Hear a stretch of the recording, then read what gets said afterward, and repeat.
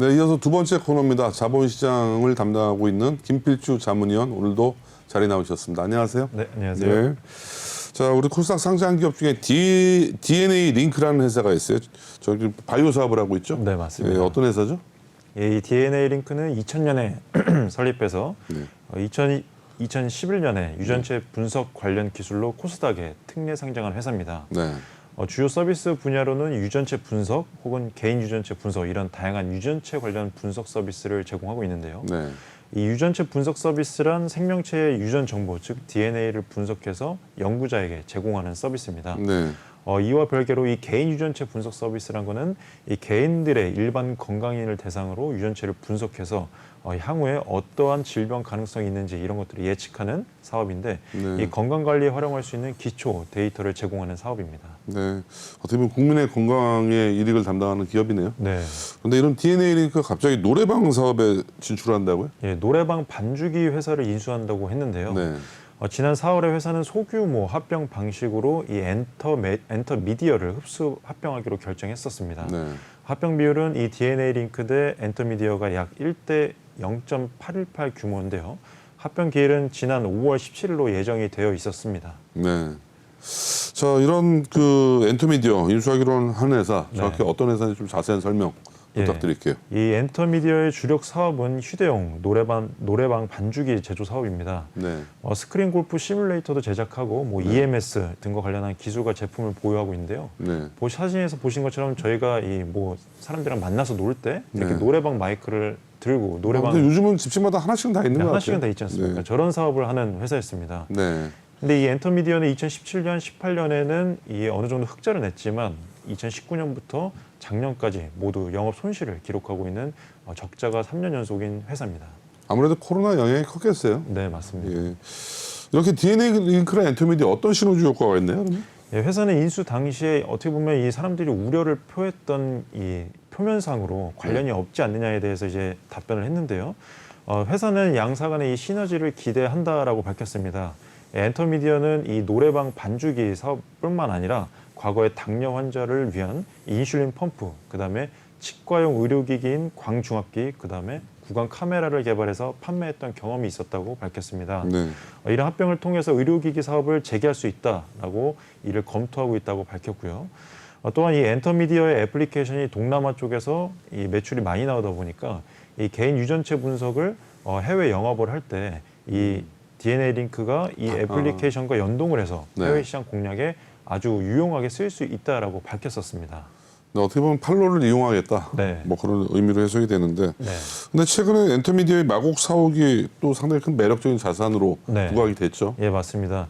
엔터미디어가 보유하고 있는 이 마곡 사옥은 장부 가치가 250억 원 정도지만 주변 시세 평당 약 저렴하게 측정해도 1,600만 원을 적용하면 350억 원 가치가 있는 것으로 밝혀졌습니다. 네. 이 합병을 통해서 시세 350억 원의 사옥을 100억 원 저렴하게 취득하는 효과를 갖고 있다 보니까 네. 엔터미디어 측도 이 마곡 사옥을 매우 탐냈던 것으로 보입니다. 네.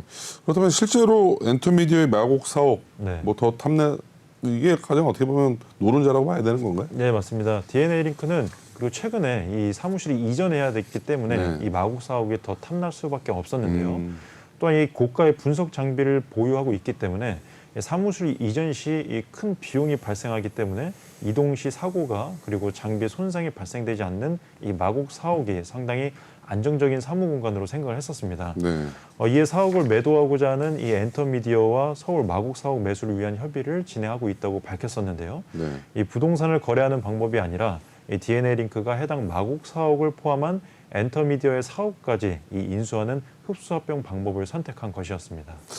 근데 결국 그 두 양사가 합병하기로 한 결정이 철회가 네. 됐다면서요? 예, 맞습니다. 네. 이 소액주주들의 반대로 합병 결정이 철회됐습니다. 네. 엔터미디어 합병 진행 과정에서 이 존속회사 발행주식 총수의 20% 이상에 해당하는 주식을 소유한 주주가 합병에 반대하는 의사를 통지하면서 네. 이 합병 계약을 해지를 하고 증권 신고서를 철회했다고 지난 4월에 밝혔는데요. 네. 합병 반대 의사 접수 결과 반대 주식수는 약 432만 주로 네. 총 발행 주식수 대비 26%가 반대를 했었습니다. 네. 그래서 결국 또 이제 DNA 링크는 다른 방법을 선택했죠. 지금 우회적인 방법으로 엔터미디어의 CB를 인수한다는 네. 그 전략으로 좀 우회적으로 가고 있는데 네. 또 설명 부탁드릴게요. 예, 이렇게 반대에 부딪히자 회사는 지속적으로 어떻게 하면 이 회사를 인수할까 고민을 했던 결과 말씀하신 대로 지난 4월에 엔터미디어의 60억 원 규모의 시비를 인수하고 그리고 운영자금 조달을 위해서 3자 배정 유상증자를 결의했습니다. 네. 우회적으로 이 엔터미디어 인수를 추진하는 셈인데요. 취득 목적은 뭐 기술 이전, 공동사업 등을 통해서 경영 목적 달성이라고 밝혔는데 네. 이 DNA 링크가 60억 원 모두 이 전환 청구권을 행사하면 엔터미디어의 최대 주주가 될 수 있습니다. 그리고 이 12 인수 공시와 같은 날에 결의한 이 3자 배정 유상 증자 공시도 살펴보면 이 신주 발행가액은 주당 3,000원, 그리고 신주 70만 주가 발행되는데 총 규모는 21억 원 규모입니다. 이 자금 조달 목적은 운영 자금인데 이 신주를 받아가는 대상자도 엔터미디어입니다. 이번 또 12투자권도 또 소액주주가 반대를 했죠? 예, 맞습니다. 이 엔터미디어는 DNA 링크로부터 조달한 자금으로 다시 이 DNA 링크를 지분을 인수하는 것이다 보니까 이 소액주주들은 이러한 자금 조달 관련해 문제를 삼았습니다. 특히 주주연대는 이 엔터미디어의 사업이 또 DNA 링크와는 본업과 연관성이 없고 또 3년째 적자를 내고 있는 좀비 기업이라고 주장하면서 이렇게 무리한 인수를 하는 것에 의문을 표하면서 반대를 하고 있습니다. 결국 소액주주 연대가 가처분 신청까지 냈죠 지금. 네, 맞습니다. 이 회사는 총 4건의 가처분 신청이 청구됐다고 공시했었는데요. 이사회 결의에 따라서 발행을 준비 중인 이 보통주 70만 주의 신주 발행 금지, 그리고 신청인이 제기하는 위법 행위 유지 청구의 본안 판결 확정 시까지 이 엔터미디어가 발행하는 60억 원의 시비 취득에 관한 금지를 신청을 했었습니다.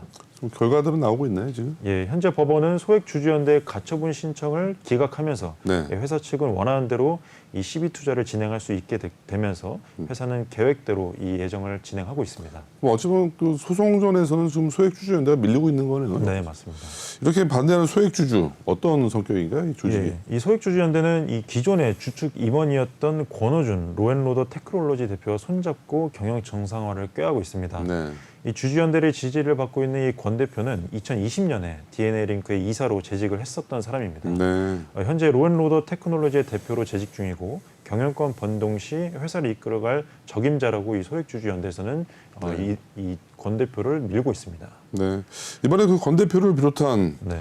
뭐 여러 가지 소액주주 연대, 특히 권호준 대표 어떤 입장을 지금 보이고 있나요? 예, 서울경제에 따르면 이 권호준 대표는 회사에 돈이 없어서 코로나19 이슈에 맞춰서 이 진행을 했던 주주 배정 유상 증자가 성공을 했지만 네. 이 145억 원은 KDNA 사업에 쓰고 나머지 145억 원은 이 코로나19 진단 키트를 비롯해 감염병 관련 파이프라인을 목적으로 조달을 했는데 이 자금이 제대로 쓰이지 않고 있다고 주장을 했습니다. 네. 이 권 대표는 최근 분기 보고서를 보더라도 이 250억 원 가량의 현금 유보액이 있는 상황을 보면 제대로 사용하고 있지 않다라고 주장을 했는데요. 네. 코로나19 이슈로 유상증자를 받아서 그 목적에 맞게 쓰인 자금이 거의 없었다고 주장을 하고 있습니다.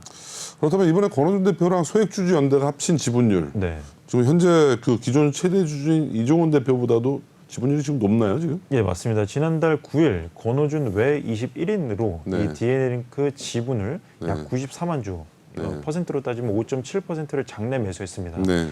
이로써 이 주주연대는 기존 최대 주주였던 이종훈 대표이사 외 1인 4.88%보다 더 많은 지분을 보유하면서 최대 주주가 됐는데요. 네. 보유 목적은 이 경영 참여라고 밝혔습니다. 네. 근데 뭐 최대 주주나 지금 뭐 소액주주 연대를 합친 뭐 지분율이 상당히 미미하는 거죠. 1%도 현재 차이가 나지 않습니다. 네. 그렇다면 소액주주 연대는 이번에 법원으로부터 임시 주총 소집 허가를 청구를 해서 받았나요? 지금? 예, 맞습니다. 네. 소송을 통해서 열고자 하는 이 임시주총은 대표적인 내용은 이종훈 대표이사를 몰아내겠다는 의지입니다. 네. 이종훈 대표이사를 포함해서 이 기존 사내이사 3명 그리고 사회이사 1명을 해임한다는 내용을 주요 골자로 하는데요.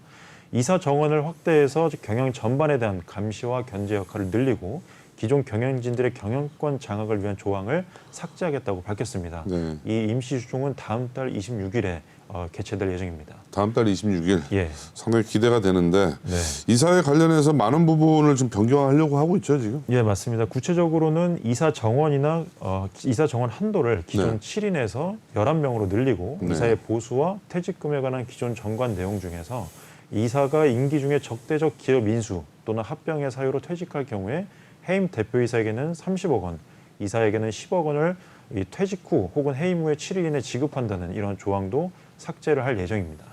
지난 3월 정기주총에서는 주주연대가 상정한 안건들이 상정이 안 됐었었죠? 예, 맞습니다. 지난 2월에 정기주주총에 의한 가처분 신청을 하면서 이 경영권 분쟁 소송을 제기했었습니다. 네. 이 소액주주연대가 당시에 이 해당 가처분 신청을 인용을 하면서 3월 29일 날 정기주총에 주주연대 요청에 따른 의안을 상정했었지만 의결 정족수 부족으로 해당 안건들은 심의가 되지 못했던 상황이었습니다. 네. 전 쭉 이런 공시들을 보면 그 엔터미디어가 DNA 링크를 거꾸로 인수하는 그림이 아닌가 이렇게도 좀 추정이 되는데 네. 어떻게 보세요? 예, 저도 어떻게 보면 네. 기존 상장사 중에서 네. 펄과 또 네. 이렇게 쉐리. 쉘이 있지 않습니까? 예. 그런 과정 중에 하나라고 또 보이기도 합니다. 얼핏 보면 공시상으로는 DNA 링크가 엔터미디어의 뭐 사옥이라든가 시비를 인수하는 모양새지만 이 자금들이 좀 돌고 돌아서 다시 네. DNA 링크를 인수하는 모양이잖아요. 네, 엔터미디어가. 네. 뭐 이런 부분들에 대해서 지금 권호준 대표나 소액주주연대가 계속 지금 지적을 하는 부분인 것 같고 네. 이런 부분들이 계속 접입 가경으로 지금 경영권 분쟁으로 네. 치닫고 있는 국면이 아닌가 네, 좀 생각이 되네요. 맞습니다. 예, 계속적인 앞으로도 계속 DNA 링크와 관련된 후속 보도 부탁드리겠습니다. 네, 알겠습니다. 오늘 수고 많으셨습니다. 네, 감사합니다. 네.